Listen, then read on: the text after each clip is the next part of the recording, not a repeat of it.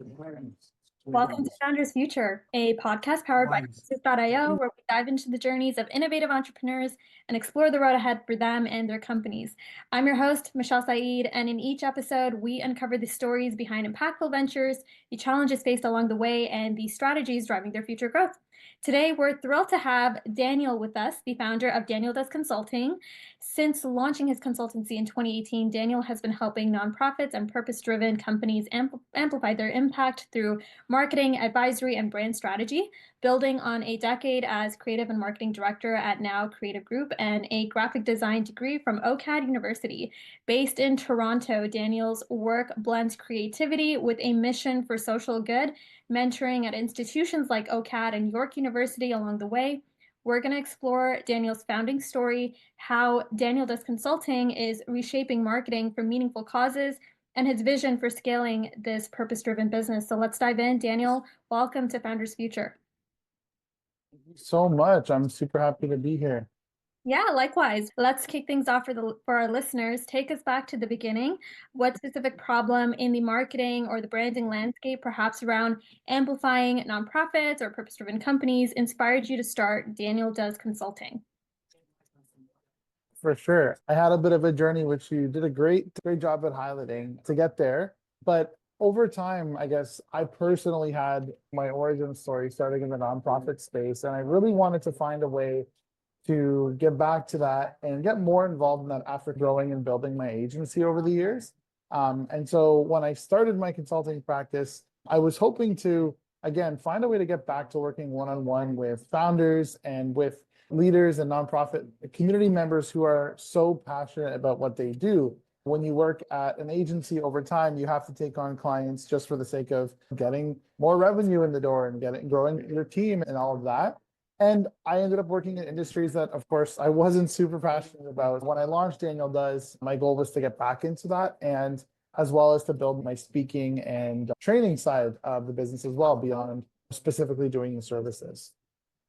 Love that. No, and you've touched on a few good points, really just in that beginning when you're like planting roots, like you want to try and get anyone in as possible, right? So you can create the consistency on the revenue side. I know some of our listeners tuning in that have a very similar model to yours. They're probably going through that experience. Now, walk us through, let's get into the nuts and bolts for our listeners, even potential clients tuning in. Walk us through how Daniel Does Consulting generates revenue today. I know the offer's evolved, but what is the core offer at present? Strategic marketing, brand identity work. How do you structure what you do for your clients? All right. I'm happy to explain that because it has been quite an evolution on my end, going from running a full service agency, opening a content studio, running a nonprofit, and now to Daniel Does Consulting. I basically have two core offerings. I have my consulting side and I have my speaking and training side. And within consulting, I support two different audiences. On the business side, I have what I call startup growth advisory. And that's really about marketing advising and brand strategy for founders, for brands, and for their teams who are really looking to get their messaging. Because as you're looking to scale, oftentimes startups and founders are very busy focusing on their product and their service. And it's really difficult to balance that with product, marketing, and growth all together.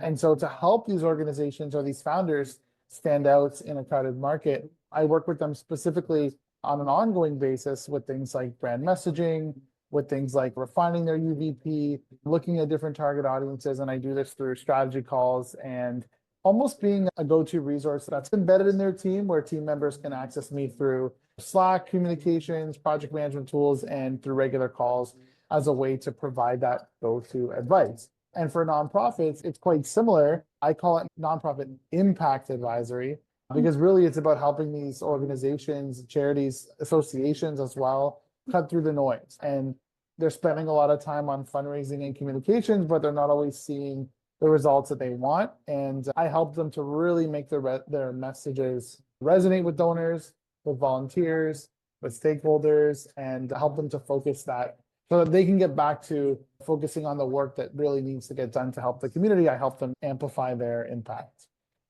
Yeah, no, I love that. You're really just creating that visibility, really creating a story for the nonprofits. And at the end of the day, that fulfillment is sometimes overlooked. So I love that you found your niche and like you're really serving the community in a lot of ways as well. It's very purposeful and that resonates. Kind of building on your growth. How are you currently acquiring some of your clients? Which channels for our listeners, whether it's like LinkedIn, your mentorship network, or referrals, like what's been like the most effective for landing clients for your consulting services? For me, it's always been, even in the agency days, in the nonprofit days, it's always been relationship based. And for me, for my consulting business, I've never really focused on outreach. I've always turned to my immediate network first. And because I put out quite a bit of content, I have a newsletter called The Intersection, where I talk about where all things marketing, growth, social good, storytelling connect. So I have a mailing list on my own. I do quite a bit of content on LinkedIn. I post, I would say, 2 to 5 times a week. And through there, I'm able to nurture some of my existing relationships. In the early days, pre-COVID, I did hundreds of events, whether I was attending them, speaking at them, volunteering, having a booth at them. And so nowadays, I've been able to streamline that a little bit more, where I actually host events. So with my training practice, the Good Growth Company, as you can see by my hat, I actually host events almost every week on Mondays online, and we bring together people from the sector. Some people are in marketing, some people are in fundraising, some people are in community development, and they basically come together and I curate experts.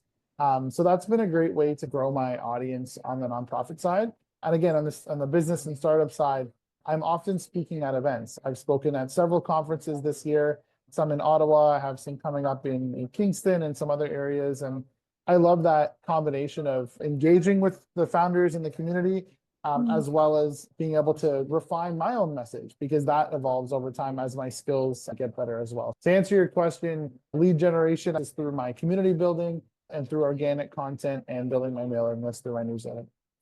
Love that. Now, I really want to dive into post acquisition, but like even before that, what's one misconception people often have about like marketing or branding for nonprofits, especially around its like value or scalability as a business that, you'd like to address? Yeah, misconceptions, there's a lot of them out there. I think that especially when you're talking about a social purpose business or a nonprofit, people think that you have to speak a totally different language and that marketing is a bad word. But really, people do resonate with brands. And the same way that people follow a big tech founder, let's say the biggest example there is Mark Zuckerberg. We won't mention Elon Musk right now, but he's another founder-led marketing example. The same thing applies to social good, to community, right? When we think about government, we don't think of a logo like the flag of the government of Canada. We think of the elected leaders, right? So I think that's one of those misconceptions there, is that brand doesn't matter and that you could just be a faceless organization. But really, people do value people and connection, and that would be a huge thing. Love that. And I'm sure that's probably one of the many things that you tell potential clients and really just changing that mindset, right? And understanding that they need to be telling a story and they need to be creating like an immersive experience, right? Beyond just like the services and the fulfillment. On that note, so you're doing a lot of events, like you're leaning very much onto LinkedIn as well. And I love that. I'd love to learn more about your strategy and approach to sales. What's been like the most effective, whether it's at an event, someone comes up to you and they're like, hey, I want to learn more. What's been most effective for converting leads into like long-term clients? Are you leveraging a team to do this, or are you mainly like doing this on your own right now? Right now, there's two sides to it. So there's the side that's under Daniel Does Consulting, which is my branding, advising services, and the consulting. And then I have my training business, training and upskilling, which is the Good Growth Company. So with the Good Growth Company, I do have, it's a collaborative team approach. I have different speakers and facilitators, and I have a go-to coordinator on my team day to day that's working on outreach, coordinating speakers. And we're not outreaching to organizations, we're actually outreaching to people that we want to partner with and collaborate with, and people that we want to invite into our community. So it's less about a sales outreach approach, but ultimately, once people are part of the community, they can find ways to engage, whether it's booking us for custom training, whether it's developing a training plan, or whether it's joining the membership. And then on the Daniel Does Consulting side, I think I've been a big advocate for putting out as much thought leadership content as possible and putting out educational resources. I have a few downloadable guides and resources, whether I'm speaking at a conference or whether I'm doing a workshop. I'm able to then access the attendees in the room by providing them with a resource download through a lead magnet where they can get access to what I've shared. A lot of that is pretty high value stuff where you wouldn't just be able to come across that through Google. It's for the people that are in the room and then building that relationship further with them. Yeah, absolutely. Really giving actual tangibles that, and actual insight, right? Even beyond just like before that consultation takes place. And that goes beyond just like thinking about what the transaction is. I love that you mentioned it's not really like a sales process. It's really just how do we start collaborations? How do we start partnership? That's exactly the mindset you want to go about when building, a business. I think I'll add to that in that this worked with me building a nonprofit when I was a student, building my agency over the course of 11 years. And now it's always been about relationships and community. And that's why I partnered and sponsored dozens and dozens of events over that time where we want to have access to those community members and we want them to know how we can support them and work with them. And sometimes this is a very key point from an ROI perspective. I've had many clients that have come after 3, 4, 5 years later down the road where they change jobs or their businesses at a different scale. And now they're ready to work with me, right? So by all means, I'm an advocate for playing the long game and investing in your brand up front and showing people from a personal brand, what exactly do you do? What value do you have to offer? And then making it clear for people to actually come and work with you. Yeah, no, I think that's awesome. Really just really being patient, building a pipeline per se. And from what it sounds like, this growth has been incredible. You've set up like this runway for yourself and for the company. If there was like one bottleneck that stood out, what would it be? Is it more or less like attracting like the right types of leads, improving maybe the conversions if someone does come through the process, scaling the solo operation? Like what are you most focused on solving right now to keep the momentum going? Yes, to keep the momentum going, it's trying to figure out how to scale the unscalable, which is that personalized outreach and connections. But that comes in the form of me being the face of everything here, is that I'm a speaker, I'm a facilitator, I'm a trainer. And so I'm working on ways where I can still book people in for these topics, but I have a roster of people at the Good Growth Company that are also very specific experts into that. And so when I sell a training package, maybe it's a series of 3 workshops. Maybe I'm doing one of those topics, but I'm bringing in my team members that I can refer for the other topics, right? Because they're experts in that. So that's one thing where I'm able to still lead with my personal brand. And I'm also able to, at this stage in my business, I'm able to charge 10 times what I was charging to do a workshop 10 years ago, right? And so that allows me to not have to be doing multiple workshops a day, for example. I can really space that out and choose those opportunities. And that, again, like if you were to look at it in the early days, I did so many free speaking engagements, so many free events. That was all building my network. And it doesn't mean that I'll never do a free talk again. I have done free talks recently, but it's for causes or organizations that I really want to support or that I'm partnered with, as opposed to, okay, I'm doing this to build my following because no one knows me yet. So I think that's a key differentiator there. No, I think that resonates and it's relatable as well. It's like you can't be in all the different places like you said. So how do you really leverage your team so that you can start to be a little bit, yeah, more I'll selective? just add to that too. It's leveraging your team, but also leveraging your content, right? There are hundreds and hundreds of videos of me speaking to the core principles that I share and teach. There's blog posts and case studies and examples of projects I've done. There's other interviews I've done. And for any founder or business leader or entrepreneur, I strongly encourage you to build up that library over time so that people can get to know you, right? It takes many touch points. It takes hours of time of conversations for someone to truly trust you and feel like they know you and to Mhm. give you their business. You can do that now automatically in advance of actually meeting them by Yeah. having this content, right? People have today, we're developing these parasocial relationships with people that we've never met, but we Mhm. feel like we know them, we feel like we trust them because they've put in the work, they've put out the content over time. Yeah, no, absolutely. Really just letting the brand sell itself and also do a lot of that initial first impression. Love that you mentioned that as well, just before we moved in to more on like the vision. Like with everything you've accomplished so far and the success you've seen, would love to hear more about the vision for the near future. What's top of mind for growing Daniel Disc Consulting over the next 6 to 12 months? What does that runway look like for you? That's a great question. I've launched a couple of side projects, which is really interesting for me because when I was focused on the agency or other contracts, I had to really keep my head in execution mode. So for me, over the next 6 to 12 months, I'm going to be launching a book that is more of a passion project, but it really does support young people, students who are aspiring to get into the worlds of social impact or entrepreneurship. And I'm co-writing that in true collaborative fashion with a fellow entrepreneur named Daniel as well. And so we're finding ways that'll help us with more opportunities to get out and do speaking and to reach more people. I have a nonprofit that I started back when I was in high school, and we do an annual pitch competition, the Bright Ideas Pitch. So again, I'm able to jump into these different things on the side and launch some passion projects as well. I'm super into matcha and I'm launching a matcha brand. So I have all that on the horizon, but that's on the side, of course, of my main thing. And what the horizon looks like for Daniel does is a whole roster of some exciting speaking engagements. There's several conferences that I've signed up to do, and I'm actively applying for more. No matter what happens, no matter what stage you're at, you always got to be looking 3, 6, or 12 months ahead when it comes to applying. You have to actually get yourself in the room. Even if you get asked to do it, you still need to put those proposals together, right? I'm working ahead at some of the speaking engagements and training engagements for the next 6 to 12 months.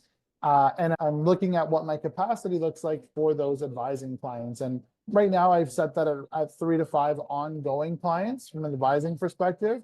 And I'm also able to take on a handful of larger scale rebranding projects or brand strategy projects per year. And I have some of those lined up with some of my partners already. Great. No, you have the full calendar ahead of you. And I love the fact that you mentioned the matcha because I was gonna say, I was like, oh, what inspired that? Just more like the passion Yeah. project side. Yeah, go ahead.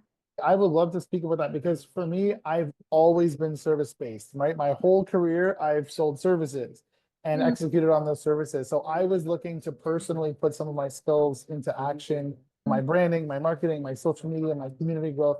I'm mm, literally teaching courses at multiple colleges and one university in Toronto here talking about marketing and advertising, but I don't get to apply that practically to my own brand where I have full control of it. And so I've created this brand called Maker Matcha. And my goal is to really get more people into matcha, but to find a brand that's a little bit different than the very pink aesthetic brands that are out there and really make it so that it's about performance. It's about developing a ritual. It's about clarity and supporting people who are makers and thinkers and entrepreneurs and founders. And yeah, I'm making it really accessible. And that's what I've put together in this brand, Maker Matcha. It is a passion for me. I get sent constant videos and matcha memes and recipes all the time by my network. I'm taking a step forward and launching this side project. And one thing I'll add too is that I've chosen to donate a percentage of the proceeds from that to the Access Bright Ideas Pitch, which is supporting young change makers with their own ideas. So I'd like to tie everything in together to make it full circle. love that. One last question. And I was going to say, we need more of that in the city because there's way too much pink. So I love the fact that you're creating a pretty good market. And we'll probably get some examples after that. So that's awesome. Like I said, one last question. Let's get a bit hypothetical here. I love your passion for purpose-driven impact through brands and really storytelling. If you had a genie in the room, rub the lamp, and now you have unlimited resources, like what would you implement immediately to accelerate Daniel Does Consulting's growth over the next few years? With unlimited resources, I would certainly launch some conferences, but not just educational conferences where you listen to a bunch of keynote speakers, more like 1 day learning events, right? Where you've got people coming in, practical workshops, hands-on conversations, panel, real Q&As where you're being matched with people that you wouldn't otherwise have access to. Conferences and events are something that I'm not a logistics person. I focus very much on the ideas and things that can happen in an online space. If I had unlimited resources, I would certainly launch a series of those events, building community together in a real value-packed way. And I think I would also develop some really high-quality content with the roster that I already have, where they're all in different cities. I have people in the States, I have people across Canada, and I would love to get them in a studio and produce really high-quality content so that we can support other founders and nonprofit leaders through that content as well.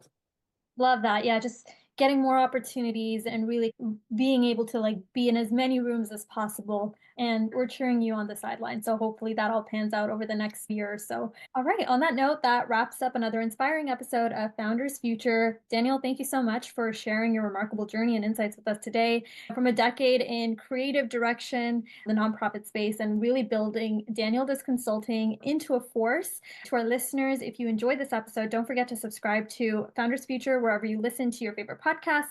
You can also find some more resources and insights at closers.io, where we're dedicated to helping businesses accelerate their growth through trained appointment setters and world-class sales systems. Until then, keep climbing, and we'll see you all on the next one.